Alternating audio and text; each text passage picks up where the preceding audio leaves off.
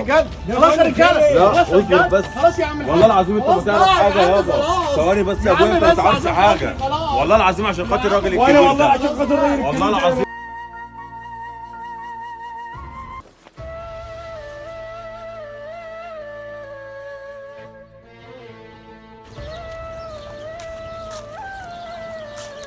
والمصحف موتك.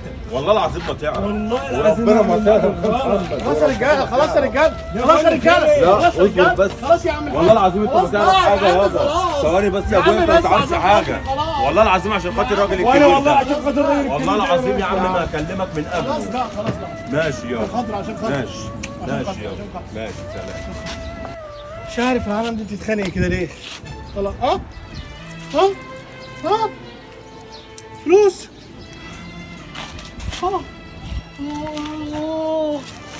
عملوها فيا. اخر ليه ده؟ ايه يا صاحبي؟ ايه رايك؟ ايه رايك؟ 100 100. في كلمتين. في كلمتين اتعاملنا نفسنا بنتخانق قطشنا منه 3000 جنيه. 100 100. انت 1000 ونص وانا 1000 ونص. زي الفل. حلو الكلام يا عم. حلو حلال على الزبون. عقبال اللي جاي. يا ربي. يا عم واحد الله واحد الله فيه. كنت بحجز بين اتنين خدوا مني 3000 جنيه ومشوا. هم اللي خدوهم عشان تحاول تعمل خير. هعمل خير. انا بحجز بينهم عشان ما يضربوش بعض وما يعوروش بعض. يعوروا بعض. هتسرق. هتسرق يا عم. نفس المشاكل. طب الاقيهم فين دلوقتي؟ خلاص عليك العوض. استعوض ربنا. استعوض ربنا. عليك العوض. لا حول ولا قوة الا بالله يا روق رب. كده واحد الله. طب دول فلوس واحد. انت مش عارفهم؟ ما عرفتش فلوس شكلهم؟ واحد. فلوس واحد انا كنت رايح اديهم له. ما عرفتش شكلهم؟ ها؟ ما عرفتش شكلهم؟ شكلهم هو وقت الخناقه هشوفهم فين ولا عرفت شكلهم هجيبهم من ايه اصلا؟ قول لي هجيبهم من ايه؟ معلش واحد الله. عليك العوض. هو ده جزاة الخير. عقبال الزبون اللي يا جاي. عمنا اصلي اتنين كلام.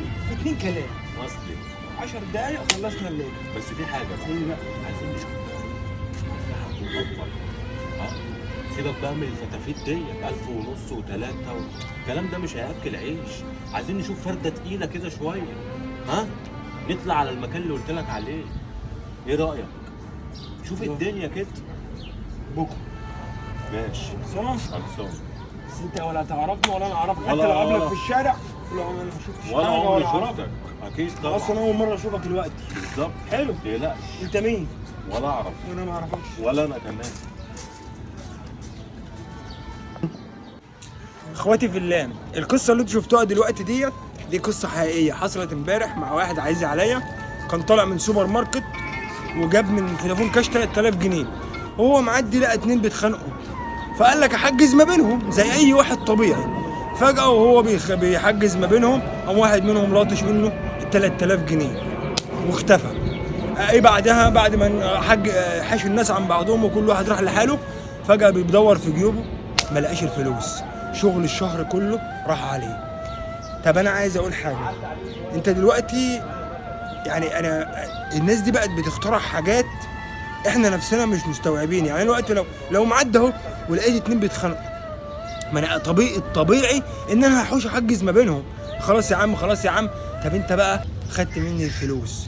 يعني انت مراقبني من ساعتها وعارف ان انا طالع من المحل وعارف تفاصيل كل حاجه عندي عليا وخدت مني القرشين. يا عم حلو الكلام. طب انت استفدت ايه لما خليت الراجل يا عيني ولا عارف يجيب اكل لعياله ولا اي حاجه وخربت بيته؟ يعني ده بقول لكم يعني هو يعتبر ايجار شهر كان هو واخده من شخص. فانا مش عارف يعني حسبي الله ونعم الوكيل فيهم عموما. ونصيحه لاخواتي لما تلاقي حاجه زي كده اتاكد الاول. خليك من بعيد شوف الموضوع بجد في خناقه بجد ولا لا. ممكن تكون اشتغاله. ونصيحه الاكبر ان انت اساسا ما تخشش في مشاكل. يا عم انا ماليش دعوه. مش هما بيتخانقوا مع بعض دول اكيد صحاب من منطقه و5 دقايق وهيتصالحوا. لكن انا هخش يخسر تليفوني يخسر دنيتي. عايز تخش وتعمل لوجه الله احافظ على حاجتي في جيبي. وشكرا. اخواتي وحبايبي في الله فعلا كلامه صح وخلي بالكم من كل كلمة هو قالها. وفي نقطة تانية عايز اوضحها لكم بخصوصا الايام اللي بينزل فيها القبض وبيبقى فيه زحمة على المكن. انت يا باشا وانت رايح تقبض سواء انت ست ولا راجل، خلي بالك، بص حواليك بعد ما تقبض، بص حواليك، شوف حد متابعك، حد باصص عليك، حد مش عارف ايه، خلي بالك من نفسك علشان خاطر انت توصل للمكان اللي انت رايحه في حفظ وسلام، ولا تتاخد منك فلوسك ولا انت تتأذي. لان دلوقتي لو حد داخل عليك وفي حته فاضيه، والله العظيم لو هيموتك وياخد الفلوس هيموتك. تمام؟